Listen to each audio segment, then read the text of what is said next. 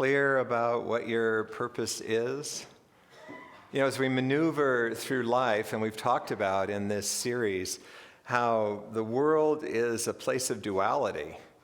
It can be really challenging at times. Purpose becomes a very strong support for us as we move through this journey that we call life. I went online to see what are all the things that are said about purpose, and I found an article that really touched me. It was on the website for the Scottsdale Community College. Somebody had written an article about how powerful it is to know some sense of why you're there, right? I mean, how many of us went off to college not sure what the heck we were doing, what we were going to study, and yet you can see that if we have a sense of purpose, then we can align with that purpose. So here's some of the things I gleaned from the article. By the way, the article was called "Why Having a Sense of Purpose is Important." It helps us to stay motivated when things get tough, allows us to set and meet short and long-term goals. And maybe most of all, it makes you feel like you're making a difference in the world. And then the article went on. When you have a sense of purpose, you tend to have increased optimism, resilience, and hope, experience joy, happiness, and satisfaction more often, have better physical health, have a lower risk of death, feel a greater sense of belonging, have increased career satisfaction, tend to assume leadership roles, and have higher income. All those are, yeah, I know. Are we done now for the day? Right. So when you hear something like that, and if you're not experiencing a strong sense of purpose, and I think it's important to realize that the world has a way of challenging our sense of purpose. When relationships change, when careers change suddenly, seemingly out of our control or even in our control, it can leave us feeling like we don't have a purpose. And so when you read a list like that, then what naturally happens? I guess two things. We could collapse. Oh my God, I don't have a purpose. I might as well just climb into the grave now, you know. But most often what happens is we get activated, right? I need to find my purpose. And, you know, I grew up in Unity, and I can't tell you how many workshops were offered about finding your purpose, right? Like it's something to find. But we're working this fall with Kurt Blackson's book, The Magic of Surrender. And Kurt comes out with this rather bold statement. What if everything you were told about finding your purpose was a myth? What if seeking your purpose was actually an avoidance of it? Your ego's sneaky way of putting off living it right now. Does that make sense to you? Yep, there's several of you nodding your head. You may have a different reason why it makes sense to you, but two things mainly came to me. Remember that the ego thinks it needs to run our lives. That's its whole deal. When we were young, it was really trying to take charge, trying to get us through, trying to make us acceptable and lovable. And so one of the things that we know about the ego is it's always looking for something that it feels safe with. But purpose isn't always safe. Right? And the other thing is the ego, quite surprisingly, cannot have an original idea. The ego is always modeling us after someone or something else. And so if we're out searching for an ego, I don't recommend that, by the way. If you're out searching for a purpose, most likely your ego's involved. What Kurt invites us into is the recognition that our purpose finds us. And it finds us just by what Denise was singing about, just what I focused the opening prayer with, when we're willing to be present to our lives. We so often think that purpose has to be some grandiose thing. Saving souls, right? But really, the truth is, our purpose is often quite simple, quite easy to hold on to. And it comes to us through who we are, not what we're doing. Who we are as a human being when we bring that to life. And so he says, where do you find it? You find it in the moment. I found a funny cartoon, which I think is next. Yes. So this cartoon. And it's a little small, so I'll read it to you. Gosh, how often in life do you really feel that your life has purpose, that you're in the right place, at the right time, doing exactly the right thing? How often? And his wife says, well, it seems to happen to you every time we stop at a fast food restaurant. And he responds, that often? Wow, I'm a lucky man. Am I a lucky man or what? So that could be true, right? It could be true, really, that he finds his purpose at a fast food restaurant. But it would have to be true only if he was being fully present at his experience in that fast food restaurant. And most likely the purpose would be deeper than what he's thinking maybe at the moment. That his purpose is to connect with people that may not know him, to bring a little light into their life. It's that simple, and yet it will always be about bringing who you are as a unique expression of spirit into the world. You see, purpose is a soul thing. And when I say soul, what I mean by that is that our souls are enlivened, are given action through the activity of spirit. But that spirit becomes individualized as you through the soul. So you are a unique expression. Totally unique. And your purpose will also be unique. It is the flavor of you coming forward. So Kut goes on with a couple of other lines. He says just what I said. Purpose is not something you do, it is who you are being. And he says, you don't need to know your exact life purpose in order to live it. That's pretty cool, right?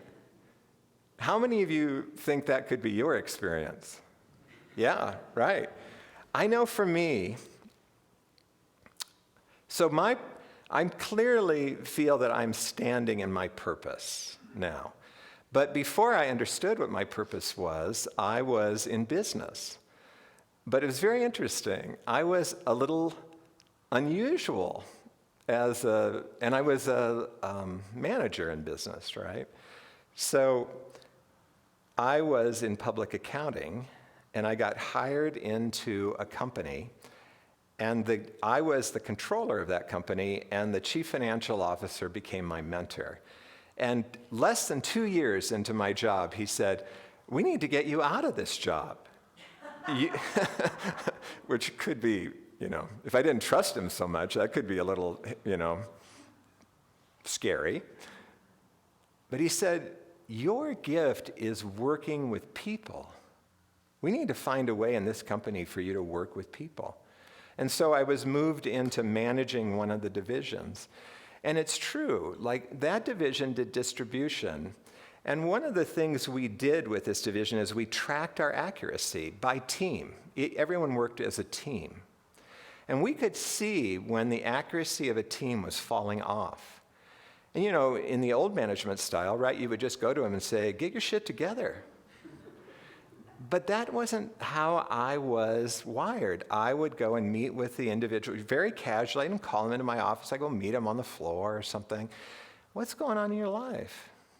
What's happening? Because if someone's accuracy is falling off in distribution, that they're distracted by something in their relationship or in their finances or in their health. These are the distractors of life. And inevitably, we would get to it. My personal purpose statement, which Wendy Burroughs helped me get to, is let's get down to it.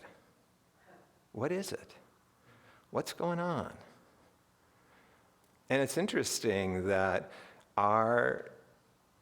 because of that, our division thrived. We had the lowest turnover in the company because people felt met, right? And there is something satisfying about growing, something satisfying about moving through life in a powerful way instead of feeling like you're a victim to life, or also feeling like where you work cares about you.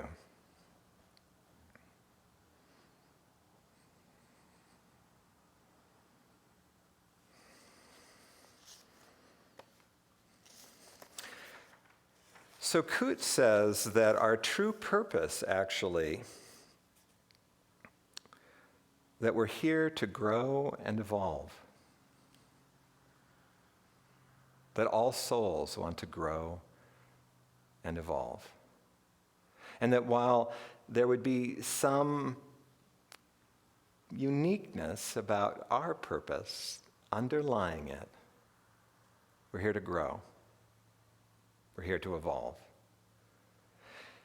And he goes on, and this can be sort of bad news for some of us. He says, if the purpose of our lives is to grow and evolve, then everyone is our teacher. Everyone is our teacher. Even those challenging people. And I got to see a great example of that. I was working in a counseling session with a woman this week, and she gave me permission to share this because she said the most amazing things. So her sister had just come to visit for 2 weeks. Now, you all know what that means, right? Yeah, that's the ultimate test. If you really want to see how mature you are spiritually, and I don't recommend you do it week after week, it'd be a little overwhelming, hang out with your family of origin or actually our partners do the same thing to us too. So basically, we're grist for the mill of life. So her sister had come to visit for 2 weeks. She had just left. She made this statement. I thought it was precious. My sister could hardly move without me getting irritated. Is that a true statement or what? I love that. And where does the ego go with that? Let's just get rid of the sister. That's what it is. Let's get rid of the partner. Let's get rid of the sister. I'm just never going to go there again. What was I thinking? But Coote, and by the way, Coote's not the first one, right? If you've been with us for a while, book after book is inviting us into, come on, in this moment, in this very moment, you're being offered the opportunity to be healed, to be freed, to bring the gifts, to free the gifts of who you are so that you can more fully align into your purpose. And so what would that be for this woman that I was counseling? One, a statement I said to her that I feel is so true for me. When I'm irritated, it is really my soul saying, I'm bored with this. I'm bored with this pattern that we live. Not bored with the other person. I'm bored with the pattern that we live. You and me, soul, And so if we looked at that for this woman, all through her life, this has been her older sister. And her older sister, she adored her older sister, so her older sister made use of it. Would you go get me this? Hey, would you change the TV channel? Would you make my bed? Whatever. So when she comes to visit, her older sister does nothing. Just sits there. Or better yet, she just takes control of the TV and watches whatever she wants. There's no sense of my client being involved in the relationship. And so what's the opportunity? To begin to ask for what you'd like, right? To begin to set boundaries. And boundaries can be set before the person even arrives. We're going to do something a little different this time. And for one thing, no 2-week stay. 3 days might be just the perfect number until we see how this works. But do you see that everything is revealing to us our patterns? The way we don't come forward in life in a loving way. Don't have to be mean about it, do we? It's just a loving way, but we're being invited to live in a new way by being present to our lives. Kut does a great job of explaining that we first have to be prepared to live our purpose. And don't be bummed out if you're, 60 and you're still being prepared. I feel like I'm being prepared daily. And yet, it really drives home the point that he makes, that our purpose is always evolving, always changing, being more refined as we move through life. Regarding other people in our lives, Kut writes this: until we surrender to the process, until we surrender to the process they're inviting you toward, to learn forgiveness. He's giving some examples here. To learn forgiveness, to stand up for yourself, to take responsibility. You'll stay stuck in this pattern. You'll keep bringing back the same situations in your life until you have learned the lesson. When you learn the lesson, that's what unlocks the doors to the next level of your life. And if you're wondering, what would the next level of my life be like? It will be a life that includes more sense of satisfaction, more sense of purpose, less being battered around by other people, and instead being someone that is bringing forth life as you. It's a very satisfying place to be. It's a place that I think every soul longs for. So Kut encourages us as when we think about our past. We work a fair amount on our past here. He says, be thankful for it, because it's the very thing, the very situations that you were raised in help determine what your unique purpose is going to be. It will somehow be tied. It's not something totally hairball off to the side. It's something directly in alignment with what you have been living. It will have been impacted and honed by your childhood, by your adult life. So give thanks for it. It puts us in a different position. Instead of resisting it, being thankful allows us to lean into it, to welcome it, to claim the blessing of it. And then finally, Kut does a beautiful job of saying that for many of us, there will be some kind of catalyzing experience where we go, aha, this is my purpose. And we may not even be able to say aha, but as we look back on it, it'll be a turning point where we go, yes, there's where I understood my purpose. He gives several examples in the chapter, but I want to draw on my partner, Stuart, who at a very young age was diagnosed with HIV. So he's a man living with HIV. And it was a real experience for him because a nurse at the health department set him down and said, well, you've got about a 20% chance of living from this in the next 2 years. And it was a personal purpose came up in Stuart, like, oh no, that's not the way it's going to be. I have a life to live here. I want to have a partner. I want to have a house. I want to go to college. I want to have a career. You can feel, right, how there's a difference between, oh, really? And you can just go home and die. Or if you've got a sense of, wait a minute, I got a purpose to live here. But it didn't just end with the things that Stuart wanted to do, because Stuart lived that out, but he immediately started volunteering at different AIDS organizations to be that light for other people. No, we don't need to die from this. And this, by the way, is long before there were any kind of medications that really were proving to be effective. And then Stuart went on in college to study public and community health and worked directly, very hands-on with HIV people. Living with him, you could tell that his soul was ready for something else. I mean, many of you who know him, he talked all the time about, I don't want to do this anymore. I want to get into training. Well, what then is the evolution of his purpose?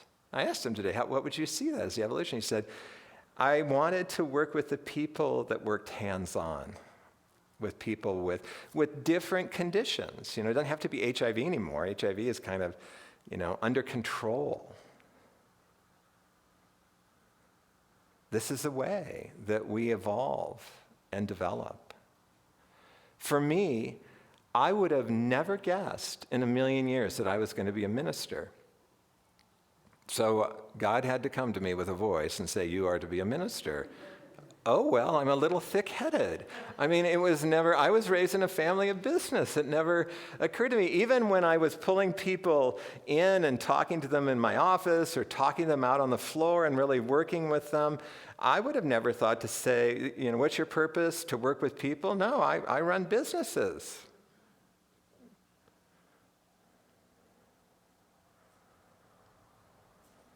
But it was and has been the continual opportunity for myself to get down to it and then to be educated how to help other people get down to it. That is clearly my purpose. It's what I've done since I was young. And it didn't matter that I didn't know what my purpose was. I was doing it anyway. And so what's your purpose? Do you feel clear about it? If you don't, look at how you are.